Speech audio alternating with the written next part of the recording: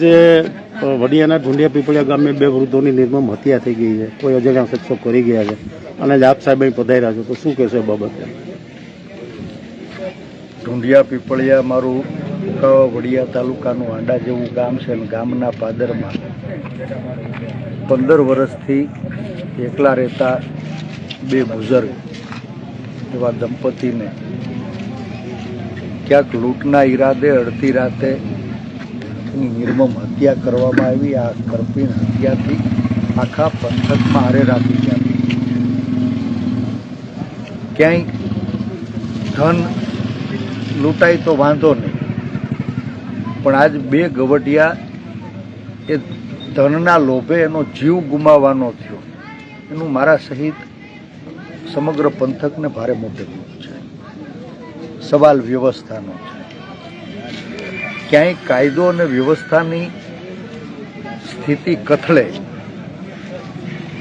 ગુંડાઓને, લુખાઓને, લૂંટારાઓને, ચોરોને જો પોલીસનો ભય ન રહે તો સમાજે ઉજાગરો કરવો પડે, અને એ ઉજાગરો કરાવનારો કમનસીબ બનાવવા જ ઢુંડિયા પીપળિયાના પાદરમાં બન્યા.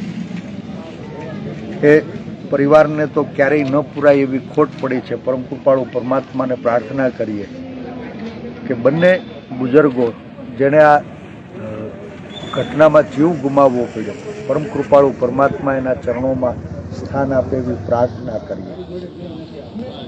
સૂતેલી સરકાર અને તંત્ર જાગે તો આખાય મલકમાં ગામે ગામ હવે ડેલીયુમાં ગવઢિયા વધ્યા છે. અમરેલી ખેતી પ્રધાન જિલ્લો છે.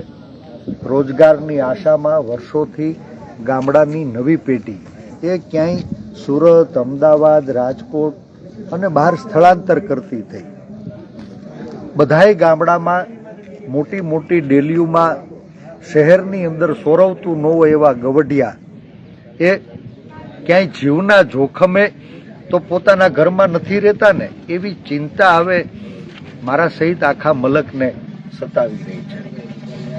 આજ બે વડીલોને ગુમાવવા પડ્યા, એનો જીવ પાછો નહીં આવે, પણ આખાય અમરેલી જિલ્લાના દરેક ગામમાં આવા 50-100 ઘર જે ગવઢિયાઓ ઉર છે, બીજું કોઈ નથી. શું પોલીસની નિષ્કાળજીના કારણે એ લોકોના જીવ ઉપર પણ જોખમ મંડરાતું રહેશે? એ સવાલ હવે સામાન્ય લોકોની અંદર થઈ ગયો. આપણે સૌ સાથે મળી પ્રભુને પ્રાર્થના કરીએ આ કમનસીબ ઘટનામાં જે બે બુઝુર્ગોને ગુમાવવા પડ્યા, પ્રભુ એના ચરણોમાં સ્થાન આપે અને ભવિષ્યમાં આવી ઘટનાઓ ન ઘટે એના માટે જે કોઈ ગુનેગાર હોય એ ગુનેગારોને વહેલામાં વહેલી તકે પકડી એને આકરામાં આકરી સજા આપવામાં આવે, દાખલારૂપ સજા આપવામાં આવે. આ પેલો બનાવ નથી. આની અગાઉ પણ અમરેલી જિલ્લામાં આવી 2-4 ઘટનાઓ એ ખાંભા હોય, ચિત્તલ હોય, લીલિયા હોય બની છે. પેલી ઘટના નથી, પણ જો તંત્ર ધારે તો આ છેલ્લી ઘટના જરૂર બની શકે. ક્યાંય તંત્ર અને પોલીસ તંત્ર એનો ભય પેદા થાય, સુરક્ષા વધારવામાં આવે, ચોકીપેરો વધારવામાં આવે, રાત્રિ પેટ્રોલિંગ વધારવામાં આવે. જે બહારના લોકો ક્યાંય આપણા ગામડાની અંદર ખેતી અને ખેતી વ્યવસાયમાં મજદૂર તરીકે જોડાયેલા છે, એનો આવરો જાવરો હગાવાલા એની નોંધ રાખવામાં આવે. આજ ઢુંડિયા પીપળિયાના પાદરમાં ઊભા છીએ અને પાદરની હામી ડેલીએ બે ગવઢિયાઓને ગુમાવવા પડ્યા. કરોડો રૂપિયાનો ખર્ચો કરીએ છીએ. કમસે કમ ગામડાની મુખ્ય બજારોમાં જો ક્યાંય સરકારે સીસીટીવી કેમેરા ગોઠવા હોત તો આ ગુનેગારોને પકડી શકાયા હોત. લગભગ 17મી તારીખે રાતનો બનાવ છે. એકલા રહેતા હતા. 18 તારીખે સમી સાંજે ગામવાળાને ખબર પડી કે આપણે ત્યાં પાદરમાં આવી કમનસીબ ઘટના બની ગઈ છે.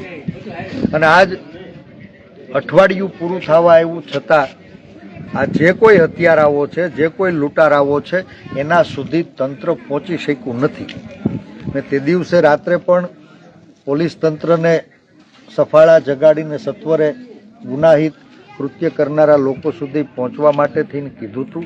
આજે અહીં આવ્યો એ પહેલાં પણ જિલ્લા પોલીસ અધિક્ષકને ફરી ફોન કરી આના તથ્યો સુધી પહોંચવામાં પોલીસ સફળ થઈ કે કેમ પૂછ્યું. દુઃખ થાય કે આટલી બધી જાકમજોળની વચ્ચે ગામના પાદરમાં 2 ગવઢિયાઓને ગુમાવ્યા અને પોલીસ તંત્ર હજી સુધી એના હત્યારાઓ સુધી પહોંચી નથી. અપેક્ષા રાખીએ કે જે 2 ગવઢિયાઓને ગુમાવ્યા છે એને ન્યાય મળે. ભવિષ્યમાં આવી ઘટનાઓને રોકવા માટે જે કોઈ ગુનેગારો હોય એને કડકમાં કડક સજા મળે અને એ ગુનેગારો પકડાય નહીં, એને કડકમાં કડક સજા ન મળે ત્યાં સુધી જાહેર જીવનના કાર્યકર્તા તરીકે અમારે જ્યાં પણ રજૂઆત કરવાની થતી હશે, લડાઈ લડવાની થતી હશે, સરકારનો દરવાજો ખટખટાવવાનો થતો હશે તો નિષ્ઠાપૂર્વક એ ફરજ અમે સૌ નિભાવવાના છીએ અને અપેક્ષા રાખીએ કે ભવિષ્યમાં આવી ઘટનાઓને રોકવામાં આપણને સૌને સફળતા મળે. Thank you sir.